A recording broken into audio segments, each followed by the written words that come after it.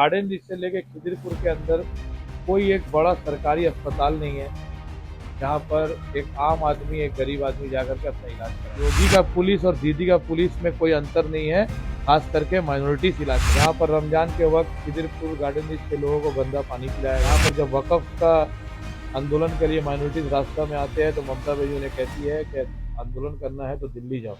उसके बाद में बैकडोर से वकफ का बिल को पास कराया जाता है। चुनाव आएगा, बीजेपी का डर दिखा करके मुसलमान लोग का वोट लेने का काम टीएमसी करता है।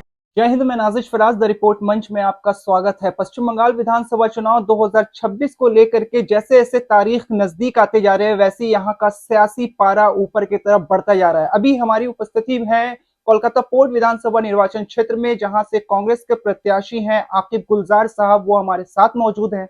अभी के इस चुनाव को लेकर के किस तरह का प्रचार इनका चल रहा है, किन मुद्दों के साथ ये आगे बढ़ रहे हैं और ये कितने कॉन्फिडेंट हैं अपने जीत को लेकर के, इस पे इनसे आज चर्चा करेंगे और सीधे बात करने की कोशिश करेंगे कि क्या ये करेंगे अगर जनता इन्हें चुन करके यहाँ पर लाती है तो। आकिब साहब, सबसे पहले आपका बहुत बहुत स्वागत है द रिपोर्ट मंच पे और बहुत बधाई कि आपको कांग्रेस ने प्रत्याशी बना करके यहाँ लाया है। लगातार देखा है हमने कि आपने गिग वर्कर्स के लिए काम किया है, आपने समाजी मुद्दों को उठाया है, आपने हर तरह से जमीनी सतह पर रह के काम करने की कोशिश की है। इस बार का चुनाव एक अलग जंग है। यहाँ दो विधानसभा ऐसे हैं, एक भवानीपुर, एक कोलकाता पोर्ट कॉन्स्टिट्यूंसी। क्या लगता है किस तरह का परिणाम इस बार देने वाली है जनता? देखिए, सबसे बड़ी बात है कि यहाँ पर बाहर से यहाँ पर फिराद बंगाल के मंत्री है और मेयर है, इसके बावजूद भी सबसे ज़्यादा बेरोजगारी अगर कहीं पर है तो वो कोलकाता पोर्ट खिदिरपुर इलाके में है। ये बहुत बड़ा एक चुनाव का मुद्दा है। दूसरा मुद्दा है कि गार्डन रिच से लेके खिदिरपुर के अंदर कोई एक बड़ा सरकारी अस्पताल नहीं है जहाँ पर एक आम आदमी एक गरीब आदमी जाकर के अपना इलाज करा सके। यहाँ पर जो कल कारखाना बंद था, जिसको ममता बनर्जी 2011 में सरकार में आने से पहले बोली थी उन सब जगह पर कल कारखाना किया जाएगा, फैक्ट्री किया जाएगा, बेरोजगारों को नौकरी मिलेगा। अंजाम क्या देखने को मिला कि वो सभी जगह को रियल इस्टेट कंपनी को दे करके बड़ा बड़ा वहाँ पर मल्टी स्टोरेड बिल्डिंग बनाया गया है। अगर मल्टी स्टोरेड बिल्डिंग के बजाय वहाँ पर अगर कोई कल कारखाना फैक्ट्री खोला जाता तो खिदिरपुर और गार्डन रिच के नौजवान भाई बहन को पढ़ लिख करके डिग्री घर में रख करके दर बदर भटकना ना पड़ता। तीसरा और एक बहुत बड़ा यहाँ पर मुद्दा है सीईएससी का अत्याचार। कलकत्ता इलेक्ट्रिक सप्लाई कंपनी को ममता बनर्जी 2011 में सरकार में आने से पहले बोलती थी कि गोइंका का दलाल है सीएससी, हम लोग सरकार में आने के बाद में गोइंका को यहाँ से उखाड़ करके फेंकेंगे। लेकिन नतीजा क्या निकला? आज मोनोपोली बिजनेस चल रहा है गोइंका का। सीएससी आज जब बताइए खिदिरपुर और गार्डन रिच में जो लोग रहते हैं, जो एक साधारण खोला बाड़ी टाइल सेट में ग्राउंड फ्लोर में रहने वाले जो लोग हैं, एक आदमी घर में कमाता है, उसके घर में 4 आदमी 5 आदमी खाने वाला है। 12,000 15,000 वो सैलरी कमा करके अपने घर में आता है और नतीजा क्या निकलता है कि वो 15,000 में वो अपना घर महीना भर कैसे चलाएगा, बच्चा का स्कूल का फीस कहाँ से देगा, ये सब को लेकर ये कभी भी सरकार का चिंता नहीं है। उसके ऊपर में सीएससी का मनमाना बिल। अगर एक गरीब आदमी के घर में 5,000 3,000 4,000 का इलेक्ट्रिसिटी बिल आता है, दूसरा स्टेट में 200-300 यूनिट हम लोग का कांग्रेस का गवर्नमेंट फ्री दे रहा है, और यहाँ पर अगर 2,000-3,000 गरीब आदमी का बिल आएगा तो गरीब आदमी कहाँ से अपना घर संसार चलाएगा। इन सब जमीनी मुद्दा को लेकर के कोई भी आदमी आवाज़ नहीं उठाता है। यहाँ पर रमजान के वक्त खिदिरपुर गार्डन रिच के लोगों को गंदा पानी पिलाया गया, केएमसी का गाफिलती। यहाँ पर कलकत्ता का मेयर का खुद यहाँ पर विधानसभा है। आप जब रास्ते में निकलेंगे तो देखेंगे एक काम रास्ता का जो है वो 2011 में कलकत्ता पोर्ट जो था, 2026 में भी वही कलकत्ता पोर्ट है। कोई परिवर्तन, कोई बदलाव नहीं आया है। यहाँ पर जब वकफ का आंदोलन के लिए माइनॉरिटीज रास्ता में आते हैं तो ममता बनर्जी उन्हें कहती है कि आंदोलन करना है तो दिल्ली जाओ। उसके बाद में बैकडोर से वकफ का बिल को पास कराया जाता है और सभी को बोला जाता है अपना कागज जमा करो। आज पश्चिम बंगाल सरकार कितना वकफ का जगह हड़प करके बैठा हुआ है। इसको लेकर के विधानसभा में बिल मुस्लिम नेता लोग क्यों नहीं लाता है, मुस्लिम एमएलए लोग। फिराद हकीम साहब शहर कलकत्ता में मेयर है, मिनिस्टर है, कभी भी ममता बनर्जी को क्यों नहीं वो बोले कि हम माइनॉरिटी का यहाँ पर फेस है और वकफ का इतना इतना संपत्ति, क्योंकि मिनिस्टर लोग का खुद बीघा बीघा जमीन वकफ का दखल करके वकफ का मुतवल्ली सेट करके दखल करके बैठा हुआ है। अगर वक़्फ़ का ज़मीन मुसलमान का हैंड ओवर कर दिया जाए तो ये जो इमाम भाता मुअज्जिन भाता है इसका ज़रूरत मुसलमान को नहीं पड़ेगा। असम के बाद सबसे ज़्यादा अगर वक़्फ़ का प्रॉपर्टी कहीं पर है वो पश्चिम बंगाल में है। तो ममता बनर्जी का ये सिस्टम टीएमसी यहाँ पर कर लिया है। जब चुनाव आता है तो अक़लियत के लिए, संख्यालघु के लिए, माइनॉरिटी के लिए कुछ काम नहीं करना है। जब चुनाव आएगा बीजेपी का डर दिखा करके मुसलमान लोग का वोट लेने का काम टीएमसी करता है। कल हम देखे बहुत सारा काउंसिलर माइक में प्रचार कर रहे थे और बोल रहे थे कि अगर ममता बनर्जी को वोट नहीं दोगे तो लक्की भंडार बंद हो जाएगा, ममता बनर्जी को वोट नहीं दोगे तो एनआरसी होगा, डिटेंशन सेंटर में जाना पड़ेगा। तो ये सब डर दिखा करके क्यों वोट मांगा जा रहा है? अगर आपका एमएलए यहाँ पर फिराद हकीम अगर आपका डेवलपमेंट किया है तो आप डेवलपमेंट के ऊपर में वोट मांगिए। फिर आप पब्लिक को क्यों चमकाने का काम कर रहे हैं कि अगर आप टीएमसी को वोट नहीं देंगे तो यहाँ पर बीजेपी आ जाएगा? बीजेपी का डर दिखा करके और कितना दिन टीएमसी यहाँ पर राजनीति करेगा?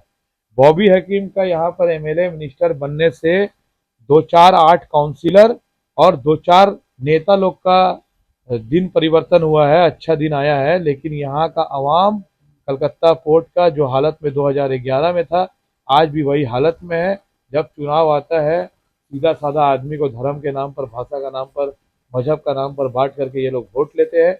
वोट लेने के बाद में 5 साल फिर सिर्फ पैसा वाला सरकार चलता है, गरीब आदमी वैसे ही गरीब रहता है। क्षेत्र में जब निकलते हैं प्रचार के लिए तो लोगों का किस तरह का समर्थन आपको मिल रहा है? और जब आप निकलते हैं तो ऐसी तो कई सारी समस्याओं पे आप बात करते हैं, लेकिन और ऐसी क्या समस्याएं हैं जो आपके नज़र में आ रही हैं और अगर जनता आपको चुनती है तो सबसे पहले आप उन्हीं समस्याओं का समाधान निकालने की कोशिश करेंगे?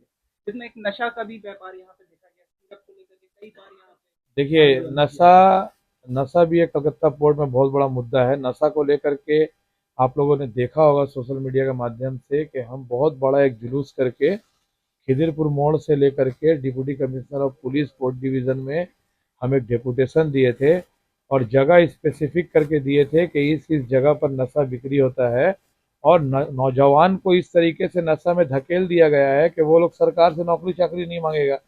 नशा कलकत्ता पोर्ट में बहुत बड़ा एक मुद्दा है। हर एक घर छोड़ के दूसरा घर में लोगों को नशा का आदी ये सरकार, ये पुलिस प्रशासन बनाया है।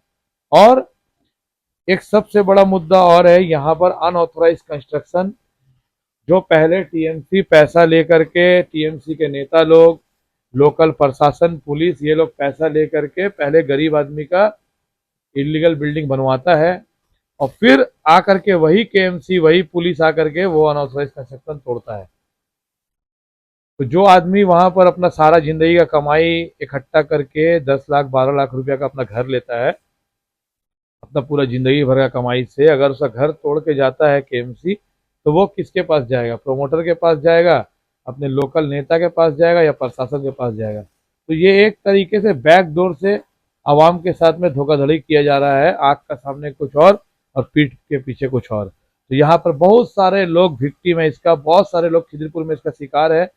जो लोगों का घर तोड़ दिया गया है केएमसी का हथौड़ा से। तो योगी का पुलिस और दीदी का पुलिस में कोई अंतर नहीं है, खास करके माइनॉरिटीज इलाके में, चाहे मटिया बुरुज हो, खिदिरपुर हो, राजा बाजार हो, तोपसिया हो, रिपन स्ट्रीट हो, जितना माइनॉरिटी इलाका है, अकलियती सूबा है, उन सब जगह पर पुलिस और कारपोरेशन का अत्याचार से लोगों का घर टूटा है।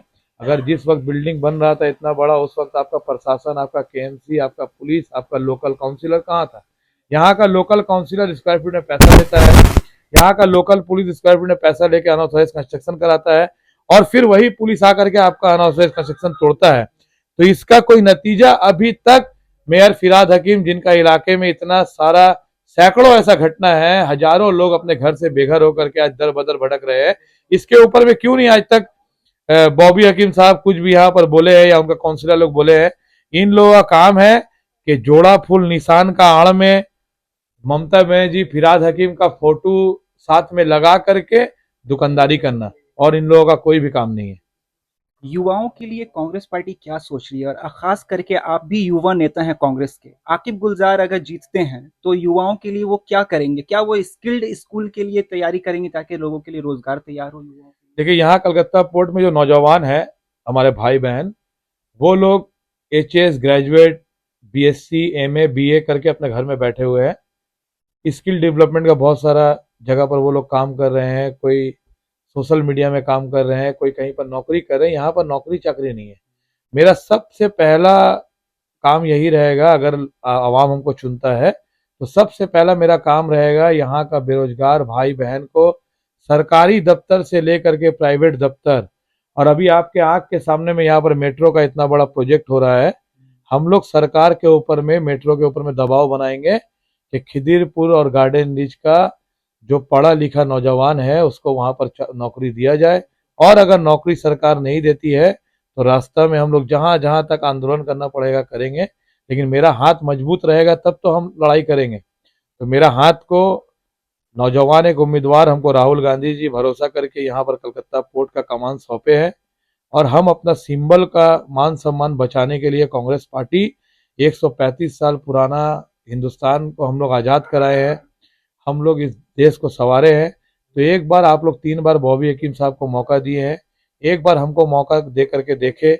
लड़ाई में हार हो जीत हो, आकिब गुलजार आपके साथ में हमेशा था, है और हमेशा रहेगा। बहुत बहुत शुक्रिया हमारे साथ जुड़ने के लिए। आप सुन रहे थे आकिब गुलजार साहब को, जो कोलकाता पोर्ट विधानसभा निर्वाचन क्षेत्र से कांग्रेस के प्रत्याशी हैं, और इनका दावा है कि यहाँ पे कई सारे ऐसे मुद्दे हैं जिसको लेकर के सरकार, जो अभी सत्ताधारी सरकार के विधायक हैं, उनको उस पर काम करना चाहिए था। अगर जनता इन्हें चुनती है तो ये सबसे पहले उन समस्याओं का समाधान निकालेंगे जहाँ पे युवाओं को रोजगार से लेकर के नशा मुक्त ये पोर्ट कॉन्स्टिट्यूंसी बनाने की उनकी कोशिश रहेगी। फिलहाल के लिए इस रिपोर्ट में इतना ही। ऐसे ही और रिपोर्ट देखने के लिए बने रहें द रिपोर्ट मंच के साथ। देखते रहें द रिपोर्ट मंच। धन्यवाद।